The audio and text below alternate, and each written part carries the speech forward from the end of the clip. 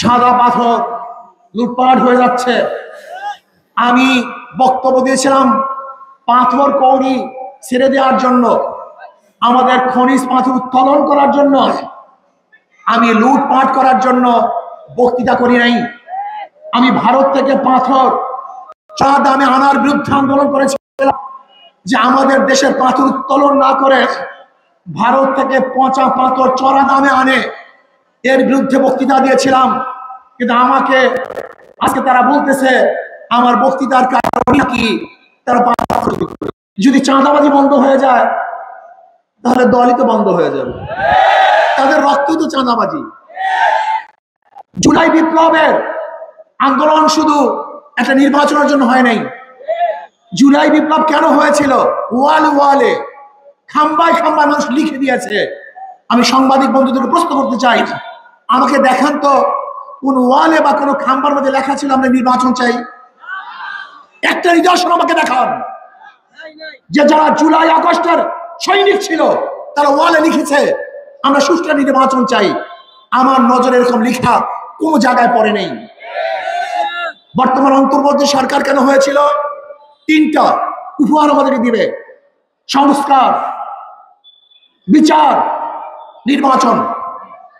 All time Roma, you are so All time Roma. Taste it, love it. তারা সংস্কারের কথা বলে না, বিচারের কথা বলে না, শুধু নির্বাচন নির্বাচন। কেন? নির্বাচন দিয়ে কি হবে? যদি লুটেরা, চোরেরা, ডাকাতরা, বদমাশরা, ধর্ষকরা আবার ক্ষমতা আসে তাহলে এদের বিরুদ্ধে আবার আন্দোলন করতে হবে, সংগ্রাম করতে হবে। মানুষ কতবার জীবন দিবে, কতবার আন্দোলন করবে, কতবার সংগ্রাম করবে। পিআর সিস্টেমে নির্বাচন চাই। আপনারা দেখেছেন জরিপের মধ্যে এসছে 71% মানুষ পিআর সিস্টেমে নির্বাচন চায়। সংখ্যানুপাতিক নির্বাচন চায়। পিআর সিস্টেমে নির্বাচন হলে চাঁদাবাজি থাকবে না, গুন্ডামি থাকবে না, নমিনেশন বাণিজ্য চলবে না, পেশি শক্তি ব্যবহার করা হবে না, কালো টাকার ব্যবহার হবে না। প্রত্যেকটা মানুষ তার ভোট অধিকার প্রয়োগ করতে পারবে, সমহারে সমস্ত মানুষ ভোট দিতে পারবে। সমস্ত জনগণের সংসদ হবে, যে সংসদের মধ্যে সমস্ত দলের আদর্শ এবং নীতির মানুষ সংসদে থাকবে, তাদের বক্তব্য সেখানে তুলে ধরতে পারবে। এজন্য পিআর সিস্টেমে নির্বাচন চাই, গুন্ডামুক্ত নির্বাচন চাই, চাঁদাবাজ মুক্ত নির্বাচন চাই। আমি বর্তমান শিশুকে বলবো নুরুল হুদার থেকে শিক্ষা গ্রহণ করা উচিত। যদি আপনি বাংলাদেশের অগ্রহণযোগ্য নির্বাচন দেন তাহলে আবারও আপনাকে এই বাংলাদেশের জনগণ ছাড়বে না। অবশ্যই আপনার বিচার বাংলাদেশের জনগণ করবে। আজকে বাংলাদেশের নির্বাচন নিরপেক্ষ হবে কিভাবে?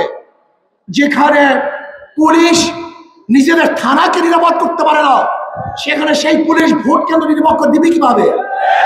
আমি বিশ্বাস করি আজকে প্রশাসনের যে অবস্থা, নিজেরা নিজেদের নিরাপত্তা নেই, সেখানে ভোটারদের নিরাপত্তা এই প্রশাসন কোনো অবস্থায় প্রদান করতে পারবে না।